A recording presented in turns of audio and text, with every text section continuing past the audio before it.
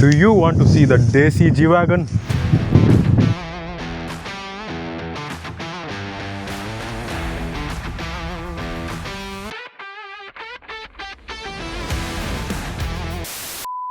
Now let's talk by talking about the front fascia of this car. First of all, many elements in the front are inspired by the Mercedes G-Wagon. And what exactly has been inspired by the Mercedes G-Wagon? Let's talk about it. First one is a LED and the headlight design. It's taken from the G-Wagon. Number two is a indicator design which has been placed on the bonnet, very similar to the G-Wagon. And number three is a hood design, this V-shaped hood design. They have the license from the Mercedes-Benz to use these design elements of the G-Wagon in the Force Gurkha. These headlights are called the Force Pro Edge LED headlamps as well as the DRLs. We have the fog lamps over here and they actually have the cornering function. Now talking about what's under the hood, we have the Mercedes-Benz OEM 616 derived engine. It produces around 140 horsepower and 320 Newton meters of torque. The speciality of this engine is that it produces torque at a very low end, that is around at just 1400 RPMs. And why is that special? That's because that is exactly what the off-road capability is needed. Now let's talk about some of the very unique things in this car. Number one, that is a stock snorkel you'll get in this car. Thanks to this, you'll get a water wading capacity of roughly 700 mm, and once again, it is the best in the segment. Now come to this side. This is also very unique for this car, although it is an accessory. It is a windshield protector in case you gonna go off-road and something like a branch hits the windshield. And let's discuss what exactly makes the Force Gurkha the most capable car in its segment. Now come with me. As you can see, this is the side profile of the car. Talking about the wheels, you'll get 255, 65 and 18-inch alloy wheels. The design is actually a 5-spoke design, which is very similar to the Mahindra Thar. Talking about the ground clearance, you get around 235 mm of ground clearance in the Force Gurkha, which is once again the best in the segment. And talking about few off-road essential things over here, in the front you'll get an approach angle of roughly around 39 degree, and in the back you get a departure angle of roughly around 37 degree and a ramp over angle of 28 degrees. Though approach angle is not the best in the segment, Thar has slightly better approach angle, but the ramp over angle and the departure angle are the best in the segment. Into the side profile, we can see a massive fiber claddings over here. Now come to this side, it says FM 2.6 CR, which means Force Motors 2.6 common rail, which is referring to the engine of this car. Now come to this side, it does say something special, that is 4x4x4. And what exactly does this mean? The initial 4x4 is talking about the drivetrain of this car, that is a 4x4 system. Now what is the other 4? Other 4 talks about all the terrains this car can go to. Number 1 is water, number 2 is forest, number 2 is snow, and number 4 is desert. And another great thing about this car is that this car is huge. For example, I'm 1.8 meters tall and this car is over 2 meters tall at 209 centimeters, which is taller than the Defender as well as the G-Wagon. First of all, to close the door, you can just normally close it like other cars. You have to slam it shut. And another thing is that, trust me when I say getting into this car is not an easy, and I'm saying it as a 5'11" person.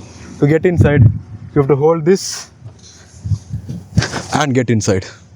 Now coming to the rear profile of the car, you'll get a full-sized wheel in the back, that is a 255, 65 and 18-inch wheels as usual. Now you get a ladder over here, which is an accessory actually you have to get from the Force Motors. Now the boot does not open in a very usual way, it opens horizontally, as you can see.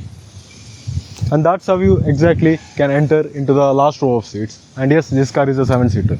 Now one more thing I have over here is rear tow hook, and it can carry loads up to 3200 kgs approximately.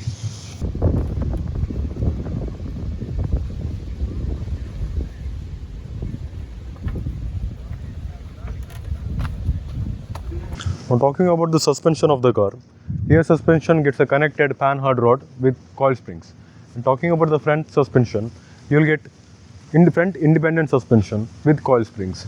And the thing is that surprisingly, the suspension is tuned towards a more softer side, which you can feel while driving as well as in off-roading. Now let's talk about the interior of this car. As you can see, getting in and out is not easy. Now coming to the interior, as you can see, the interior is actually pretty basic. When you compare it to its rivals such as Mahindra Thar and Jimny, this interior feels a little bit outdated.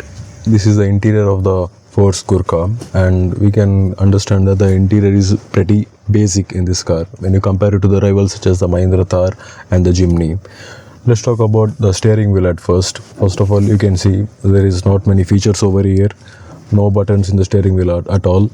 There is just horn, and this steering wheel actually feels like they took it from one of the Force Motors trucks and put it here. Not trucks like Tempo Travelers and put it here. That's how it feels. Even the interior feels like that, honestly speaking. Let's talk about the infotainment system over here. It is a basic Android OS based, I guess. From the usage I'm understanding, it's a little bit like Android only. It's basic actually, but it has got Android Auto and Apple CarPlay.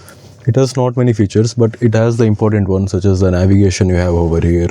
You can obviously, then you have as I said, Android Auto and Apple CarPlay built in also. You can play music, you can play radio. Basic settings you have over here such as music app, Carbit link, which I'm assuming it like car connectivity, and that's it. It's pretty basic, but it does all the necessary functions required.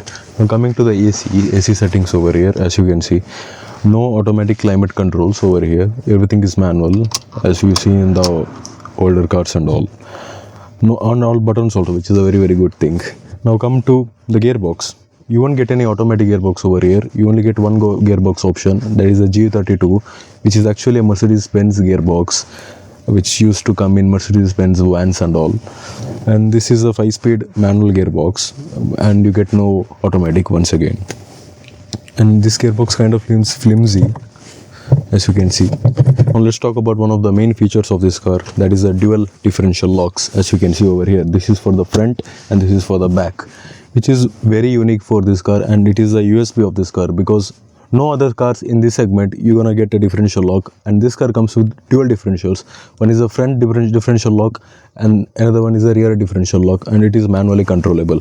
And to use it, come over here, you have to just pull the differential lock up to use it. And coming to the doors, as you can see, you literally get 0 buttons in the door, no buttons at all. And where are the controls for windows? It's actually over here in the center, as you can see. These are the buttons to control the windows. As you can see, 4 electronically controlled buttons you will get for the window. And talking about the 4x4 controls, this is the 4x4 control over here. You can switch it from 2H to 4H or 4L, which is a low transfer case. And this is how you choose it, and it's actually electronic, and it's called electronic fly-on shift control by the Force Motors. Let's talk about the instrument cluster. As you can see, the instrument cluster is actually digital, and you get important stuff displayed. For example, you get TPMS, and it will tell you if it's in 4-wheel drive, it's 4H, 2H or 4L. It will also tell you about the differential lock also, if it's engaged or not. So it's digital, but it conveys you a lot of information. And another good thing is that when I'm sitting over here, you can see the exact bonnet over here, which is actually gives you a different feeling when you're driving it. Overall, how we can conclude is that the steering and the dashboard design as a whole and the interior as a whole actually is very old school and rugged also. Now coming to the rear seats, the seats are actually very comfortable. You don't get in leather as such, but you get these fabric seats, as you can see. These are comfortable. Headroom is more than sufficient. Once again, I have said I'm 5'11", it's very sufficient for me, and even if you're taller than me, it's very sufficient for you also. No issues as such. Knee room is also plenty. I have pushed back the driver's seat a bit. Not a problem at all. But one thing is that you can't push these seats back or front in the middle row. That's an unfortunate thing. Another thing is that legroom is a little bit lacking. You don't have that much of a legroom over here compared to the other cars in the segment. That's definitely a minus point. Overall, it's very spacious actually. You won't feel claustrophobic at all. You get these big windows over here, which gives you a very airy feeling. No issues at all. You get a blower over here actually, as you can see. 4 vents for you for the middle row. Now let's go to now coming to the final row of seats. As you can see, this is how we enter the final row. You get 2 seats over here in the rear seats. And the thing is that no headroom issues here at all. That's one thing. Another thing is that You won't feel claustrophobic or suffocated in this car because you got this huge, windows over here. So no issues at all. The space is more than enough, man. Like usually in other cars, what we see is that third row seats are very, very uncomfortable and not spacious enough for adults. But this is more than sufficient for adults. But once again, under the support is lacking. But knee room and headroom are not a problem at all, and you won't feel any claustrophobic here at all thanks to these airy windows. You get lights over here, as you can see, and they're not turning on because the car is off right now. You get two cup holders over here, or bottle holders actually over here, as you can see. But other than that, you won't get any cup holders or armrest over here, as you can see. And you can actually open the boot from the third row like this, as you can see.